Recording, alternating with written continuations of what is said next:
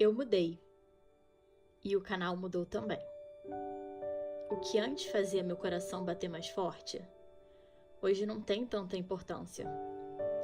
Alguns anos atrás, eu acordava todo dia com medo de nunca mais conseguir passar um dia sem ter crise de pânico. A ansiedade de descobrir o que eu queria ser nessa vida me angustiava. Eu estava no lugar errado. Senti que o mundo estava me chamando para um desafio. Meus pais sempre foram meu porto seguro. Protegê-los era minha missão. Senti medo. Mas um dia tomei coragem de botar as minhas asas para voar.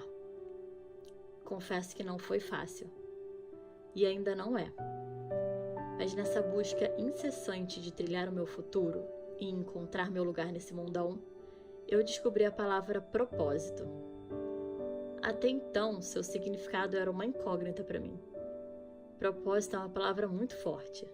Como descobrir o seu? Uns descobrem ainda bem novos. Outros, depois de uma vida inteira de tentativa e erro. Normal, temos nosso próprio tempo. Geminiana como sou, a curiosidade tomou conta de mim e decidi que queria ir atrás do meu propósito. Morando em Nova York, o barulho das pessoas não te dá muito espaço para pensar. Tive que vir até a Califórnia para conseguir respirar. Respirei muito. Aprendi a meditar. Li como nunca antes. Fiquei sozinha. Muito tempo sozinha. Fiquei muito tempo perto de crianças, adultos, amigos, pessoas. Tá aí. Uma coisa eu descobri. Eu amo pessoas. Mas o que isso tem a ver com o meu propósito? O que faz o meu coração vibrar? Conexão.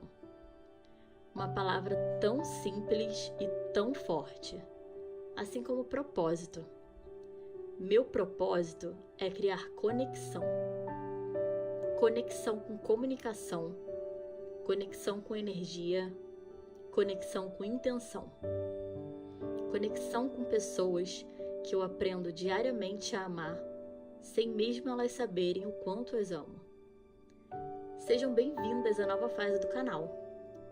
Por aqui, vou compartilhar minha rotina, novas paixões, meu processo de autoconhecimento, minhas fraquezas e tudo aquilo que me inspira e me torna uma pessoa melhor todos os dias. Hoje tenho consciência da responsabilidade que eu tenho sobre aquilo que compartilho e peço para que meus guias me iluminem nessa jornada para que tudo que esteja por aqui seja uma forma de impactar a vida de vocês positivamente. Eu amo vocês sem mesmo vocês saberem. Gratidão, Duda.